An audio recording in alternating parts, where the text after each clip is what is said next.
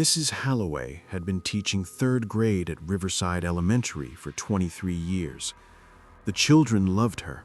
She smelled like vanilla and always had stickers for good work.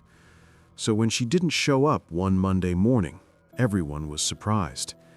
"Class," Principal Morris announced, "Mrs. Halloway is ill. You'll have a substitute today." The substitute walked in 5 minutes later. She looked almost exactly like Mrs. Halloway. Same gray hair pulled into a bun, same wire-rimmed glasses, same floral dress.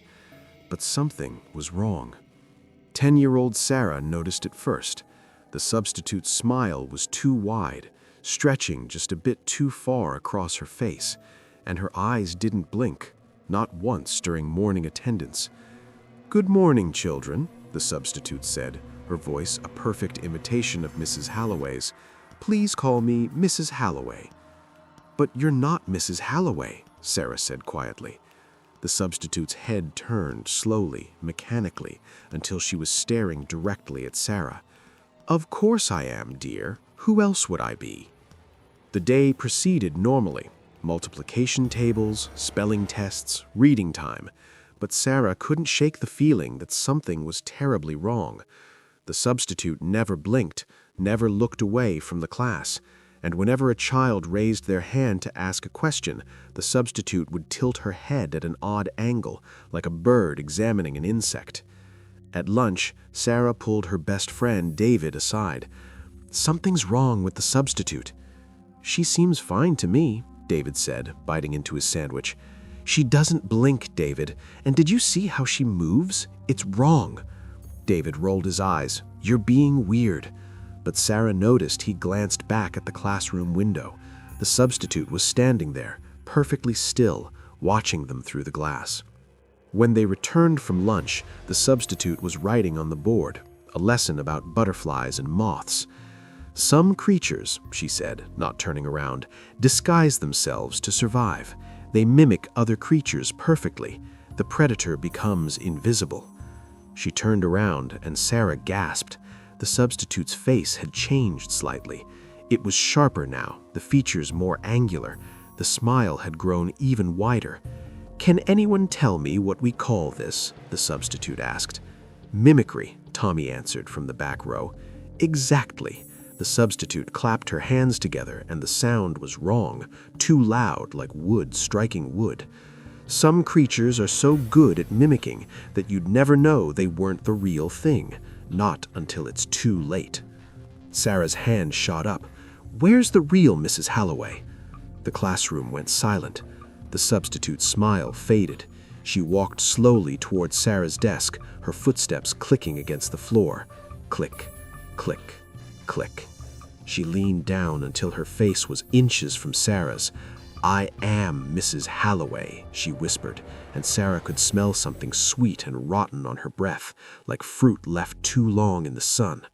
At recess, Sarah ran to the principal's office. "Please," she begged Mrs. Morris, "something's wrong with the substitute. She's not who she says she is." Principal Morris sighed. "Sarah, I know change can be difficult." "No, you have to listen. Call Mrs. Halloway's house, please." Something in Sarah's voice made Mrs. Morris pause. She picked up the phone and dialed. It rang and rang. Finally, someone answered. "Hello?" Mrs. Halloway's voice, weak and confused. "Susan, it's Principal Morris. Are you feeling better?" A pause. I've been in bed all weekend with the flu. Why?" Mrs. Morris's face went pale. "Susan, did you arrange for a substitute?" "No, I called the school Friday to let you know I'd be out. You said you'd handle it." "Susan, there's someone in your classroom right now, someone who looks like you." Mrs. Morris dropped the phone and ran toward the third grade classroom, Sarah racing behind her. They burst through the door. The classroom was empty, 23 desks with no children, papers scattered across the floor, the lights flickering, and on the whiteboard, written in red marker, "We're playing hide and seek." "Where are the children?" Mrs. Morris screamed. Sarah heard it then, a sound coming from the storage closet, crying. She ran to it and yanked open the door. All 22 of her classmates were crammed inside, trembling and crying. "She locked us in," David sobbed. "She said it was a game." "Where did she go?" Mrs. Morris demanded. Tommy pointed a shaking finger at the classroom door. "She left. She said she had other children to teach." The narrator, quiet, ominous. The police searched the school. They found no trace of the substitute, but they did find something in Mrs. Halloway's office. On her desk was a student roster. Every child's name was listed, and next to each name was a single word written in that same red marker: soon. The school was closed for a week. When it reopened, new security measures were in place. Every teacher had to show ID. Every visitor was logged. But sometimes, on quiet afternoons, the children would see her, a woman in a floral dress, standing just outside the playground fence, watching, smiling that too wide smile. And then she'd be gone.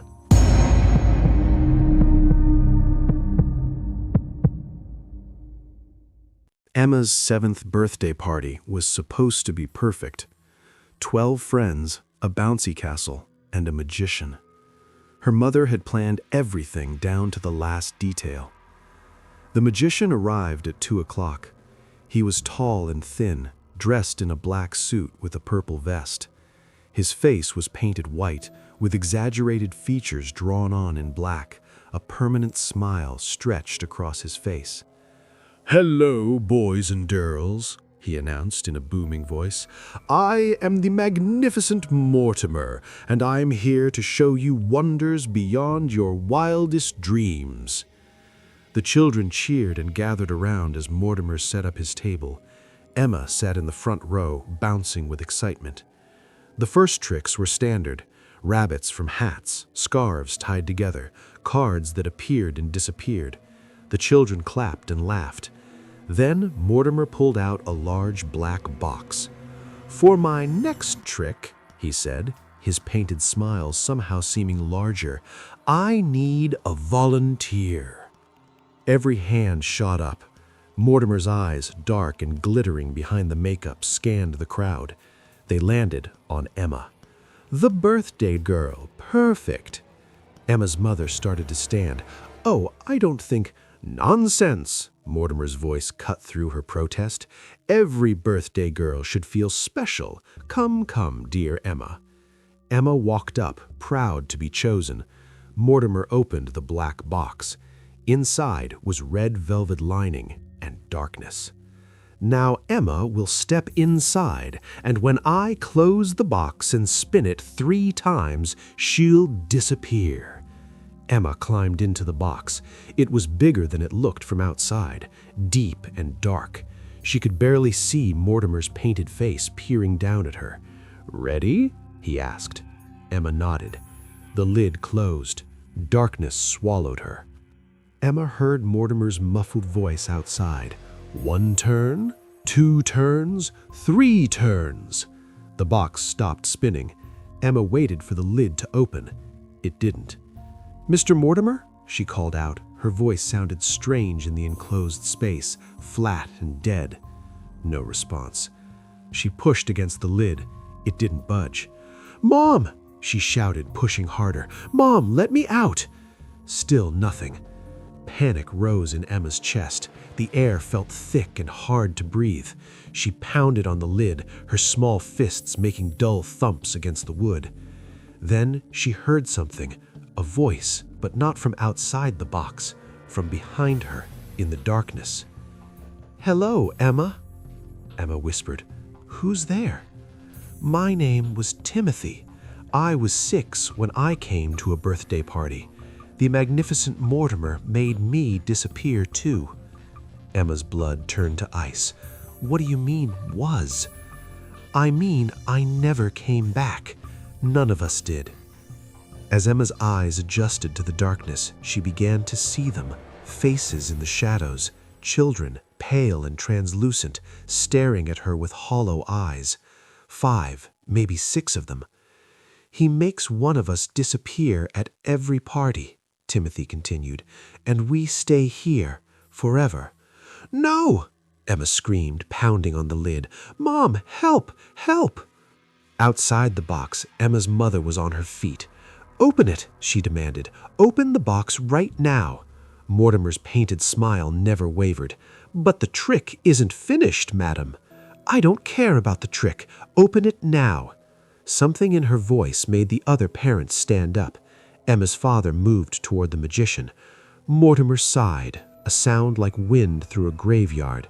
"Very well, though you're ruining the magic." He reached for the latch on the box. It didn't open. He tried again, pulling harder. The latch wouldn't move. "What's wrong?" Emma's father grabbed Mortimer by the collar. "Open the box." I can't," Mortimer said, and for the first time his voice sounded genuinely confused. "I should be able to. It always opens." Emma's mother grabbed a chair and swung it at the box. The wood splintered, but held. The fathers joined in, kicking and pounding at the black box. Inside, Emma was screaming, crying, feeling the walls pressing closer. The ghost children were reaching for her with their cold, pale hands. "You're one of us now, Timothy," Timothy said sadly. "I'm sorry." "No!" Emma shrieked. "I won't be. I won't." She kicked at the lid with everything she had, once, twice. On the third kick, something gave way. Light flooded in.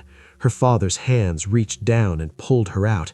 Emma collapsed into her mother's arms, sobbing. "She's okay," her mother cried. "She's okay." Emma's father whirled on Mortimer, but the magician was backing away, his painted face for the first time showing an expression other than that fixed smile. He looked shocked, terrified even. "That's not possible," he whispered. "No one's ever gotten out, not in 40 years. "What did you say?" Emma's mother demanded. But Mortimer was running, leaving his equipment behind, disappearing around the corner of the house. The police found the black box in the yard. When they examined it, they discovered something horrifying. The inside dimensions were much larger than the outside, impossibly larger. And deep inside, beneath the red velvet lining, they found things. Small shoes, a hair ribbon, a plastic action figure. Items that had belonged to children who had gone missing from birthday parties over the past 40 decades. They never found Mortimer. Emma wouldn't speak about what she saw in the box for years. When she finally did, at age 16, she told her parents about the children. They were trapped, all of them, and they said Mortimer makes children disappear because he needs them. He feeds on their joy, their childhood. He keeps them in that box forever, slowly draining them until they fade away completely. Emma's mother held her tight. "But you escaped. You got out." Emma nodded. "But sometimes at night, I still hear them. Timothy and the others. They're still in there, wherever that box is, still trapped, still calling for help." She paused, her voice barely a whisper. "And they're not alone anymore. Mortimer's still performing. I see the missing children on the news, different cities, different parties, always kids around 6 or 7. She looked at her mother with haunted eyes. "He's still making them disappear, and they never come back." If you ever see a magician with a painted face and a black box at a children's party, watch carefully when he makes someone disappear. And if he asks for a volunteer, don't raise your hand.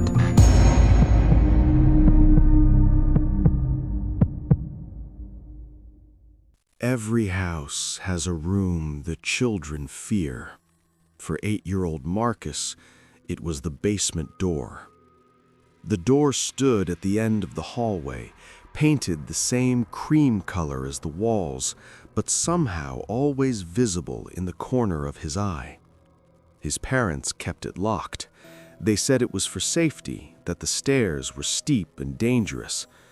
But Marcus knew better.